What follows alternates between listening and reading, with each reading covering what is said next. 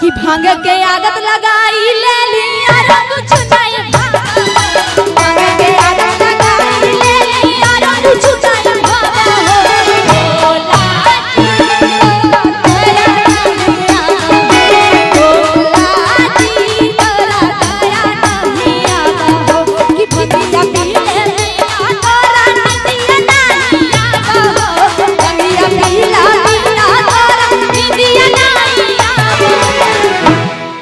आप लोग गौरा मैया की साथी है कि भोलेनाथ के? गौरा मैया के तो बोली ना भोले जी को कि भोला जी तोरा दया नहीं आवा, भोला जी तोरा दया नहीं आवा।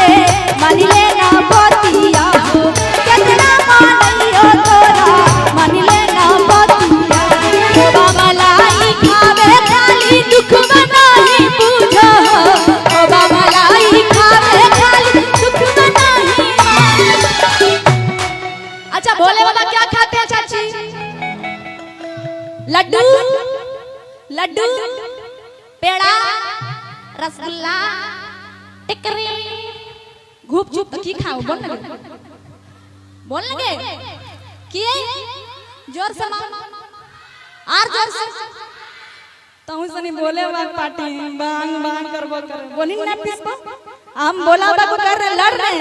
अरे भोला जी तोरा दया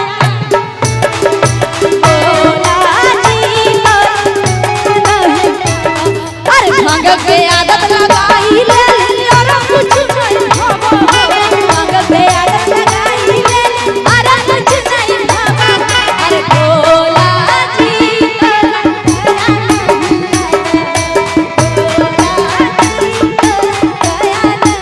आवा हो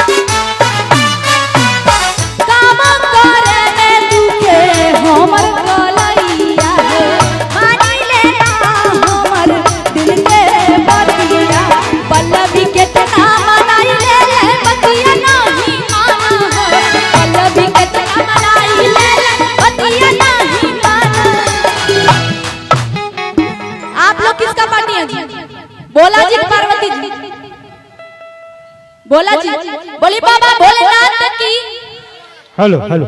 डांस करने किस किस को आता है? किस किस को आता है?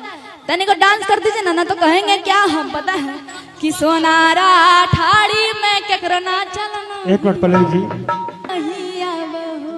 आप थोड़ा डांस करके कहेंगे क्या ये बच्चा डांस आता है, ऐसे ऐसे करे आता है, तने बोलिए कि भांग के आदत लगाई ले ली, अरे कुछ नहीं भावा हो।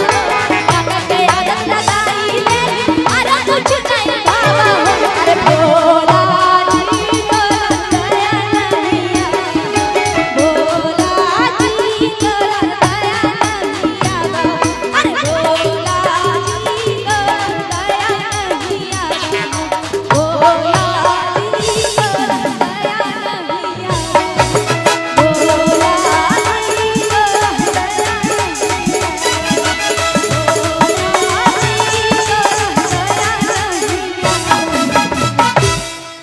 बोली बाबा भोलेनाथ की।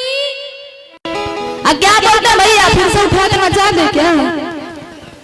अच्छा सेकेंड राउंड में चलाएंगे। हाँ तनी कैमरा वाला भैया लोग को भी गाना गाना है ना नया नया, इसीलिए हाँ नयका गाना में तनी लोग लग रहा का सुना रहे हैं, लेकिन तनी को गाना में नहीं देंगे तो जाएगा कैसे, है ना जी, है ना जी। ये चीज कुछ नहीं बोलते कि भांग के आदत लगाई ले ली कि यारो कुछ नहीं भावा